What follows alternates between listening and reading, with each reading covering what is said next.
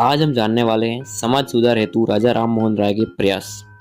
राजा राम मोहन राय ने सती प्रथा का कड़ा विरोध किया। वर्ष 1818 में उन्होंने अपना सती विरोधी अभियान आरंभ किया। सर्वप्रथम उन्होंने इस सामाजिक कुरीति के विरुद्ध जनमत तैयार करने का प्रयास प्रारंभ किया। एक और उन्होंने पुरातन हिंदू शास्त्रों का प्रमाण देकर धार्मिक ठेकेदारों को दिखलाया कि वे सती प्रथा की अनुमति नहीं देते, तो दूसरी ओर उन्होंने लोगों को तर्क शक्ति, नैतिकता, मानवीयता तथा दया भाव की दुहाई देकर इस कुप्रथा के विरुद्ध आवाज उठाने के लिए प्रेरित किया। उन्होंने शमशानों की यात्रा की तथा विधवाओं के रिश्तेदारों को समझाकर उन्हें सती होने से रोकने के अथक प्रयास किए। उन्होंने समाज विचारों वाले व्यक्तियों की सहायता से ऐसे कई समूह का निर्माण किया जो उन लोगों पर कड़ी निगाह रखते थे जो पुरातन अंधविश्वास या गहनों के लालच में विधवाओं को सती होने के लिए उकसाते थे। राजा राममोहन राय के अथक प्रयत्नों से इस दिशा में काफी प्रगति हुई। उन्होंने सरकार से अपील की कि इस बर्बर प्रथा को रोकने के लिए वह कड़े कानून बनाए। इसी के पश्चात 1829 में लॉर्ड विलियम बेंटिंग ने एक कानून बनाकर सती प्रथा को गैर कानूनी घोषित कर दिया। राजा राममोहन राय ने महिलाओं की हीन दशा का भी घोर विरोध किया। वे महिलाओं की निम्न सामाजिक दशा तथा उनके साथ किए जा रहे भेदभाव से बहुत दुखी थे। उन्होंने महिलाओं को संपत्ति का अधिकार देने की भी मांग की। वे महिलाओं को शिक्षा देने, विधवा विवाह को प्रारंभ करने, सती प्रथा को समाप्त करने तथा बहुपत्नी विवाह को गैर कानूनी घोषित करने के पक्षधर थे। महिलाओं की दशा सुधारने के लिए उन्होंने मांग की कि उन्हें पैतृक संपत्ति एवं विरासत संबंधी अधिकार मिलने चाहिए।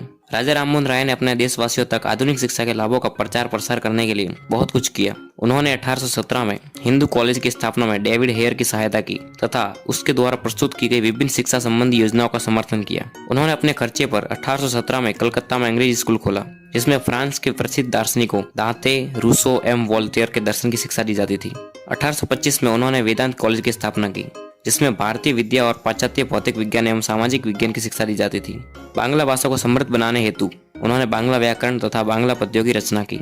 राजा राममोहन राय की विभिन्न भाषाओं पर गहरी पैठ थी। वे संस्कृत, फारसी, अरबी, अंग्रेजी, फ्रेंच, लैटिन, ग्रीक तथा अरबी जैसी 1 दर्जन भाषाओं की ज्ञाता थे। विभिन्न भाषाओं के ज्ञान के कारण उन्होंने विभिन्न भाषाओं की अनेकों पुस्तकों का अध्ययन किया। उन्हें भारतीय पत्रकारिता का जनक कहा जाता है। उन्होंने बांग्ला, हिंदी तथा अंग्रेजी में अनेक पत्र पत्रिकाओं का प्रकाशन तथा संपादन किया। इनके माध्यम से वे जनता को शिक्षित करते थे तथा उनके दुखों एवं कठिनाइयों को सरकार के समक्ष प्रस्तुत करते थे। एक राजनीतिज्ञ के रूप में राजा राममोहन राय ने बंगाल के जमींदारों की उत्पीड़ित कार्यवाहियों की घोर निंदा की तथा रैयतों द्वारा दिए जाने वाले लगान की अधिकतम मात्रा निर्धारित करने की मांग की।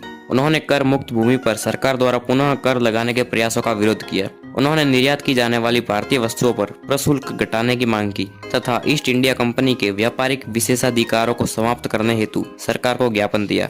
वे उच्च सेवाओं के भारतीयकरण तथा कार्यपालिका को न्यायपालिका से पृथक किए जाने के कट्टर समर्थक थे। उन्होंने मुकदमों की सुनवाई जूरी प्रथा के माध्यम से करने और भारतीय तथा यूरोपियों के मध्य न्यायिक समानता की भी मांग की।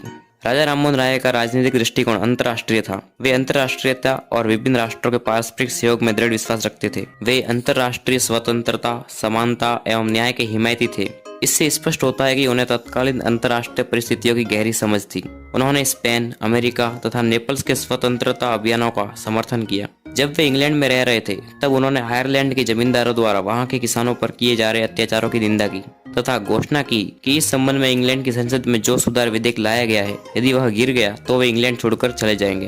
अनेक प्रसिद्ध व्यक्ति यथा डेविड हेयर, अलेक्जेंडर डफ, देवेंद्रनाथ टैगोर, पी.के. टैगोर, चंद्रशेखर देव तथा ताराचंद चक्रवर्ती इत्यादि उनके प्रमुख सहयोगी थे।